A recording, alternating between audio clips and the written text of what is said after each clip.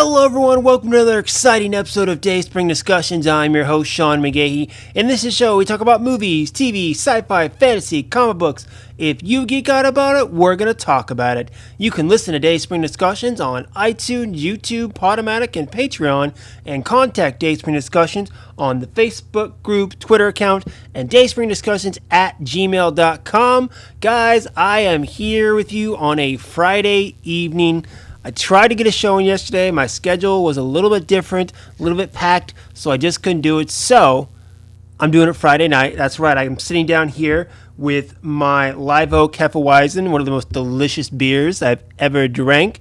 And I have it in my Star Wars Rogue One glass. It's the Mondo glass I got from Alamo Draft House when I went to go see Rogue One. And it's quite enjoyable, I must say. So hopefully you guys are enjoying your Friday evening. If you're listening to this, it's Saturday morning and beyond, because that's when I posted it. Go out, enjoy the weekend. Plenty of good things to do. Plenty of good movies in theaters. Plenty of good TV to watch. Guys, sit back, and I'm going to tell you all about the goodness that came out this week. All right, now there was quite a bit of news that came out since my last show.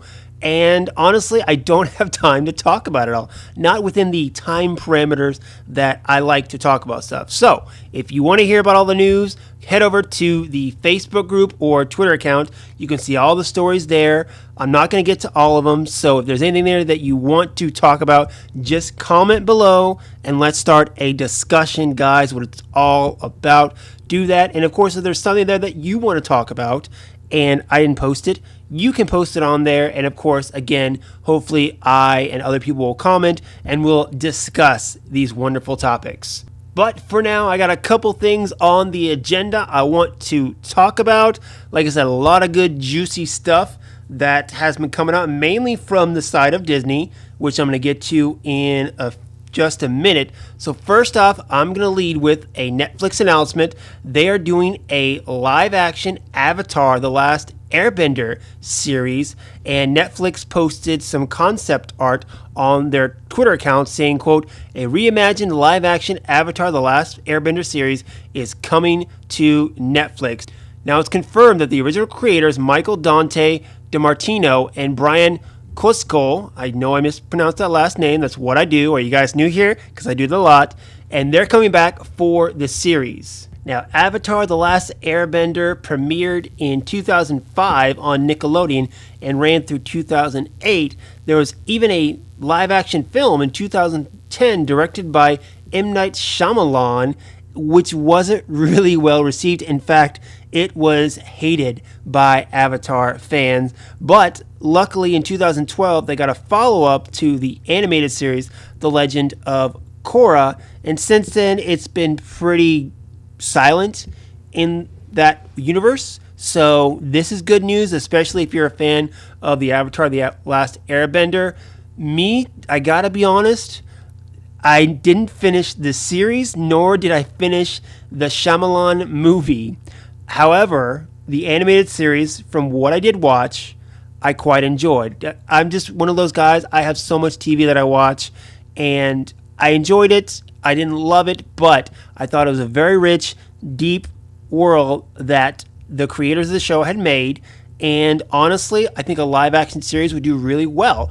But with this, like other television series, it's, to me, all about the budget, okay? It's a very mystical fantasy world, and you got to have the effects to pull it off and make it believable on screen, which means you gotta have a decent budget. Now, given the fact that Avatar: The Last Airbender has a good following, I can see them putting some money into this live-action series. But again, a lot of effects. I think if they stick with the story, it's the creators of the original series that are doing this, so I think it's being done with a lot of love and care, and as long as Netflix puts the right budget behind it, I think it could be pretty cool. Who knows, I might even actually finish and stay with this one, but I will never watch the Shyamalan movie again because that one was not good. Fire back on the Facebook group and social media accounts, guys, as well as Gmail accounts. Let me know what you think. Are you excited for the Avatar live action? Do you think they can give you the budget that this show needs to make it fantastic? Let me know. All right, guys, next up, we're heading over to Marvel Studios. That's right. Bob Iger came out and said some stuff in regards to Disney's future, and he talked about Marvel and he talked about Star Wars, which I will get to in just a minute. But first, he officially said that when Marvel's mutants come over to Disney, as of right now, of course, they're still over at Fox. We still have to go through the government regulations of Disney buying 20th Century Fox before the deal is official. They're looking somewhere in mid-2019. But Bob Iger said that he's already ready, that when they do come over, it's Kevin Feige, head of Marvel Studios, that is going to be in charge of them. He said, quote, "It only makes sense. I want to be careful here because of what's been communicated to the Fox folks, but I think they know it only makes sense for Marvel to be supervised by one entity. There shouldn't be two Marvels." Now, also when asked about the fan favorite mutant Deadpool possibly joining the Avengers, Iger said, quote, "Kevin's got a lot of ideas. I'm not suggesting that's one of them, but who knows?" Now, I've always been a big believer that when the X-Men do come over to Marvel Studios, they shouldn't join the rest of the cinematic universe, mainly because as an X-Men fan for many years, I know that the X-Men characters are vast and really have their own corner of the Marvel universe in the comic books to where they don't need to, okay? They don't have to connect to the bigger picture. Would it be cool to see Wolverine and Hulk together? Yes, that would be cool. But I'd much rather keep them separate to where I feel like they're not handcuffed by the Marvel Cinematic Universe. I think if they did do it, of course, Feige and his team know exactly how to do it. I mean, it's been something that's been going on for over a year now, so Feige already knows how he's going to do it. I have no doubt about that. With the Fantastic Four, I think they should definitely join the Marvel Cinematic Universe because the FF and the Avengers often cross over. The FF has a lot of good villains like Doctor Doom, Galactus, etc. That would be great to go up against the Avengers. I can't wait to see it. Unfortunately, it's going to be about 2 years or more before we see these characters up on the big screen or even mentioned because they have to wait till the deal's done and then they can start going. But I guarantee you, once Feige knows that he has these characters, he's already got the ball rolling. It's already rolling. As soon as the deal is done, he's going to start casting people. They've already got it set. I can almost bet there are scripts being written. I can almost bet. I would bet it. I'll bet $20. No, I'll bet $50. $50 that Fantastic Four and X-Men scripts are already be written over at Marvel Studios. Speaking of Marvel Studios, Variety has reported that Disney is developing a slew of Marvel Studio projects that will be included on the Disney streaming service set to come out probably sometime in 2019. Now, one of the things they hinted as far as the Marvel characters is that they're working on a Loki and possibly Scarlet Witch television series. Not one of them together, but two separate shows. It's kind of what I'm talking about. And that both Tom Hiddleston and Elizabeth Olsen are expected to reprise their roles in them. Now, this is run a little different compared to the other Marvel TV shows because the other ones were a joint venture between ABC Studios and that fell under the Marvel Television umbrella. This is going to come straight from Marvel Studios, which is coming straight from Kevin Feige. He's expected to be hands-on in the development of each series, and the budgets are expected to be hefty, not unlike a studio production. On top of this, we've learned that other MCU characters that we know might be getting their own solo series as well that have appeared in the films. Now, nothing has been written out at this time. Plots are still, very vague, and instead other core Avengers will not show up in this series. Instead, each series will focus on second-tier characters from the Marvel Cinematic Universe. So let's try to break this down a little bit, okay? So we know that Disney is looking for original programming for their streaming services coming out. I mean, DC Universe is doing it. They got Titans coming out, Harley Quinn, Swamp Thing, Justice League Outsiders. You need original programming that's going to bring people in that they can't see anywhere else. Netflix has that, Hulu has that, Amazon Prime has that. It only makes sense. They've already talked about Star Wars. They're doing the Jon Favreau live-action series. You're going to get the return of Clone Wars on there, and that covers your Star Wars fan base. This is them beginning to cover their Marvel superhero fan base. As far as Loki and Scarlet Witch, I can see a good Scarlet Witch going. I would do something maybe post, Avengers 4, something about maybe all the loss she's had. I mean, because she's lost her family, she's lost her brother, she's lost the person she loved, Vision, whether he's going to come back yet or not. And I can see her just kind of dealing with all that grief and just, trying to get along in her world. With Loki, I'd want something different. Loki, I want to see something like before Avengers, perhaps. I mean, maybe we could talk about the time in between the first Thor film and the first Avengers film. That'd be interesting. What I don't want them to do is, in Avengers 4, bring back Loki and then send him on his own series. I know people love Loki. I love Loki. He's a great character. But he had such a great run and a great death in Avengers Infinity War. If he was dusted, I'd say yes, he's coming back, no problem. But he was strangled by Thanos, and it was a death that meant something to Thor.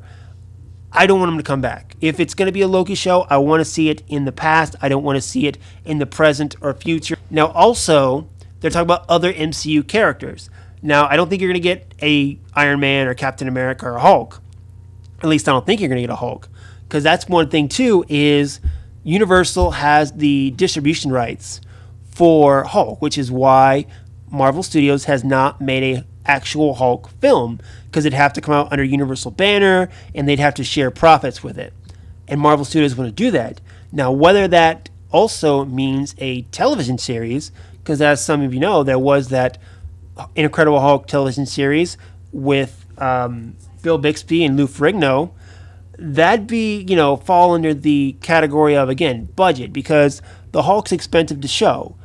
With that series, though, you only saw the Hulk for maybe 5 minutes, one in the middle of the episode and one at the end. So I can see how you can limit the budget on that. I think if they're going to do other series with characters that we know, they're going to be low-budget characters. I know a lot of people are talking Hawkeye. I think that'd be a great character to dive into, especially given some current storylines he's had in the comics where we dive deeper into the character, and especially the character that we've known in the movies where he's got this family.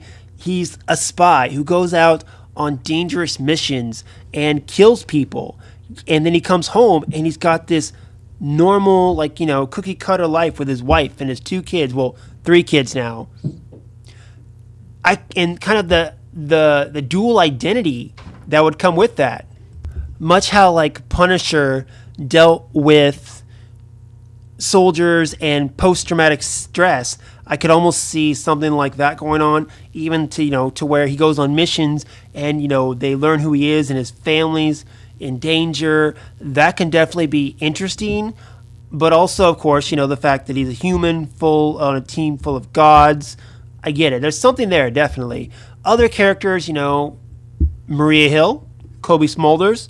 I'm just saying, you could actually make a good Agents of S.H.I.E.L.D. show if you put the right people in there. You could even do a young Coulson. We're going to see a young Agent Coulson in Captain Marvel. Let's see his upbringing. Or, better yet, let's bring back Agent Carter, okay? I think that show was mishandled, especially in Season 2.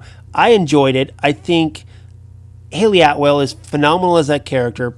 The best love interest, I guess you could say, of the Phase 1 Marvel Cinematic Universe.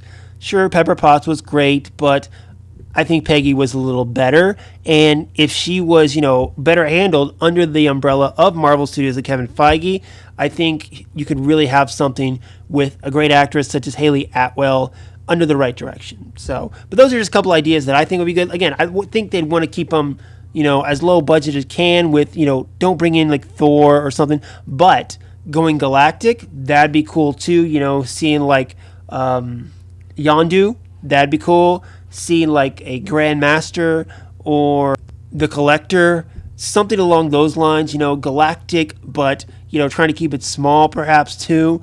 Those would be really cool ideas, something I can definitely see. But you guys fire back, let me know, what characters do you think should get their own series in a live-action Disney streaming service series? Let me know, Facebook, Twitter, and of course, Gmail. All right, guys, well, this is usually the time that I say adieu, but I got one more story I want to run through. Just stick with me for maybe another 10 minutes, and I think it'll be worth it. So, Bob Iger, of course, talking some more about everything that is Disney and under his umbrella. We talked about the Marvel stuff, and on the other side of it, Lucasfilm, aka Star Wars. Now, talking more with Hollywood Reporter, he was talking about how with the Star Wars films, they might take a little step back now after Episode 9 and maybe regroup a little bit. He said, quote, "I made the timing decision, and as I look back, I think the mistake that I made, I take the blame, was a little too much too fast. But that doesn't mean we're not going to make films. J.J. Abrams is busy making Episode 9.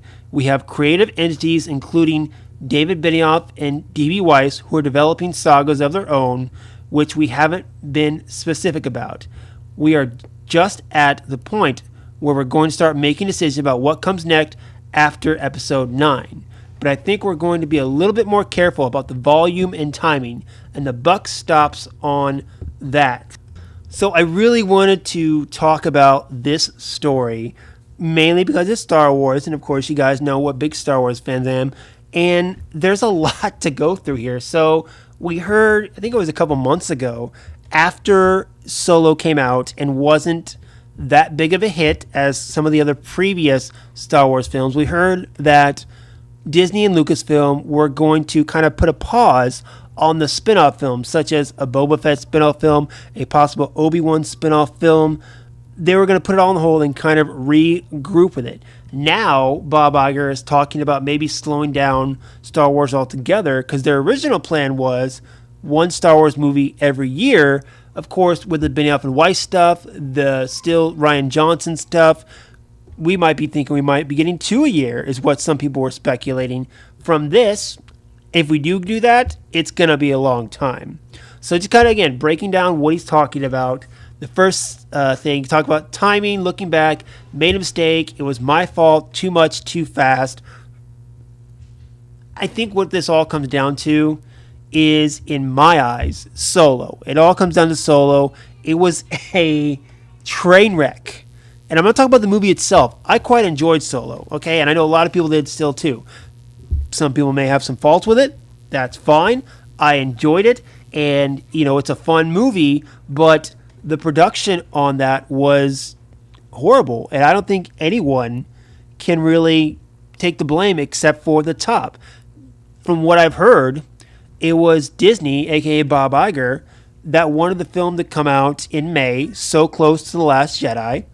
It was Disney, aka Bob Iger, that wanted Phil Lord and Chris Miller to direct this film and caused major problems. They had to get fired. Ron Howard got brought on to reshoot about 80% of this film, and they still wanted to make their May 2018 release date. No, no. Okay. December 2016, The Force Awakens comes out. Big hit. Star Wars is back. Everyone loves it. December 2016. Did I say 16 or 15 with Force Awakens? It was 15. I might have said 16. My bad. Anyway. Oh, looks like it's starting to storm outside. Okay. If you hear the rain in the background, guys, that's just what it is. So anyway, December 2016, Rogue One, the first spin-off or anthology film, or first a Star Wars story, comes out. A lot of people liked it. Some people didn't, but it made money. I can say it was a success. Last Jedi comes out 2017, December. It makes money, but it really divides the fan base. I mean, really, really divides the fan base. And that put a lot of pressure on Solo. Some fans didn't think that it should come out so soon. Some people didn't want to see a Star Wars film with someone playing Han Solo besides Harrison Ford. And of course, some people were boycotted just because their feelings on The Last Jedi. It was a mixing pot of bad things that led to the disappointing numbers of Solo. And I think when he's talking about this, he's mainly talking about Solo. Now, as far as past episode 9, we know we have the Benioff and Weiss stuff that's coming. There's also the Rian Johnson stuff, which, as we know, is still coming as well. We haven't been told any different. I know some people, it was funny. Some people love the idea of Rian Johnson after they saw the trailers for The Last Jedi, but then after seeing The Last Jedi, thought he'd ruined Star Wars for them. Whatever. People said that about every film after Empire. But I think a lot of us did notice that when Iger was talking about stuff post episode 9, he brought up the Benioff and Weiss, but didn't bring up Rian Johnson. It was a short statement, so that's fine. But it was, something I think most of us took note of. And then he talked a little bit, but I think we're going to be a little bit more careful about volume and timing. Volume, of course, meaning budget. Timing meaning when the films come out. Again, I think the timing goes back to May or such a short time in between the two films. Maybe they were testing Solo to see if they could do 2 Star Wars movies in less than a year and pull it off. I don't know. That could be something, but they put a flag in that December release date with Force Awakens, Rogue One, Last Jedi.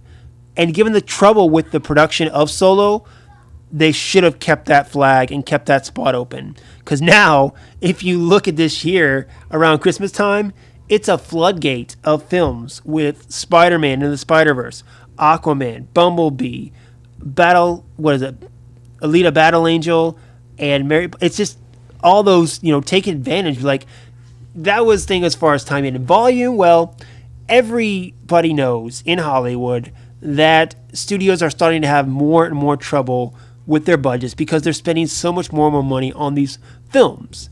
And when you do that, you got to make more. That's why Solo was deemed kind of a disappointment, because after all the reshoots, it was a whopping budget. It was a whopping budget on that film to basically shoot it twice. And when it came out and did $400 million, that wasn't good enough to recoup the expenses that Lucas and Disney Film had done for this film. So that's main reason why this film was a disappointment. And look, I'm one of those guys. I've been a Star Wars fan my whole life. I read the books, I read the comics, I watch the TV series, and of course, I watch all the movies over and over and over again, okay?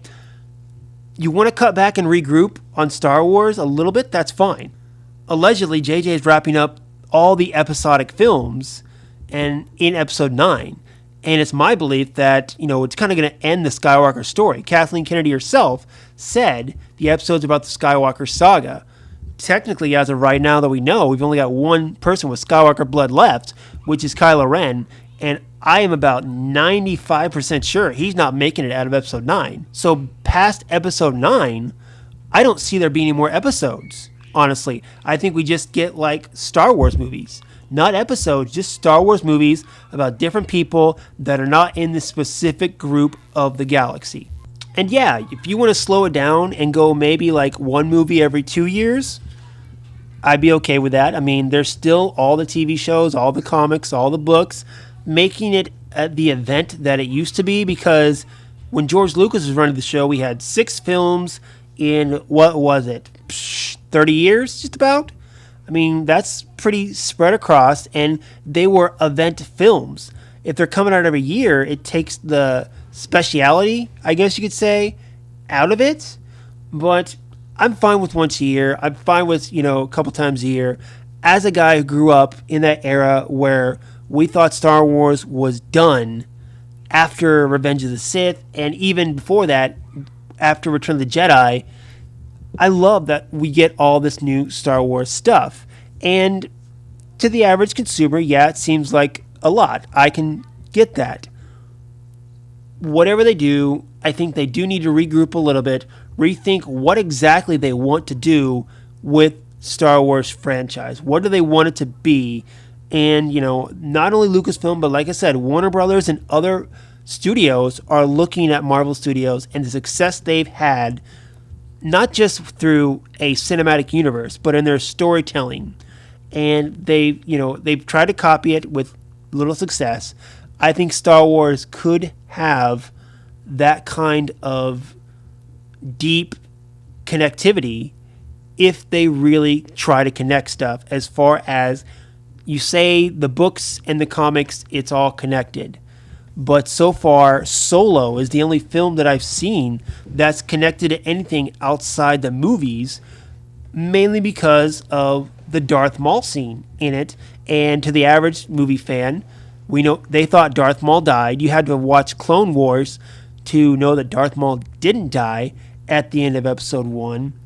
There's much more to it than that as well, going into Rebels and some of the books. I just finished the Solo book, and I really liked it. There was a lot of more extra stuff in there, but to kind of wrap this all up, they want to regroup on Star Wars. That's fine. Bob Iger's taking blame for the mishandling as of late, I think specifically on Solo. Good for him. That's what a good leader does do. It's Star Wars, I want it to be good, and there's good things and there's bad things about everything in life. You take the good with the bad, and there you have the facts of life. Yes, I did just do that. Okay, guys, I gotta go now. I've run way over, of course, but time for you to fire back and let me know what you think. Okay, Star Wars. Do you need to regroup? Do you like the way they're doing things? Let me know about that. Marvel Studios taking over X-Men when they come over. Do you think they should join the Marvel Cinematic Universe or keep them separate? Loki, Scarlet Witch, getting their own series on the Disney streaming service. What other characters do you want to see? And of course, Avatar live action coming to Netflix. Guys, Facebook, Twitter account, dayspringdiscussing.gmail.com. Hit me up. And that's it for tonight, guys. Go enjoy your weekend. Hope you have a good one. And until then, may the Force be with us all.